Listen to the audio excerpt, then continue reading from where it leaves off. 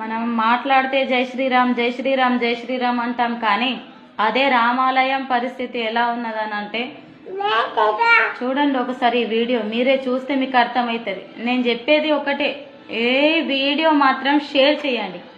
ఎందుకనంటే నాకు ఒక తమ్ముడు పంపించాడు ఈ వీడియో, ఖచ్చితంగా చెయ్యి అక్క నువ్వు ఈ వీడియో చెయ్యు అని చెప్పేసి ఒక 4-5 టైమ్స్ అయితే రిక్వెస్ట్ చేస్తే నేను ఈ వీడియో చేస్తున్నా. ఒక్కసారి చూడండి పరిస్థితి, టెంపుల్ పరిస్థితి అయితే చూడండి.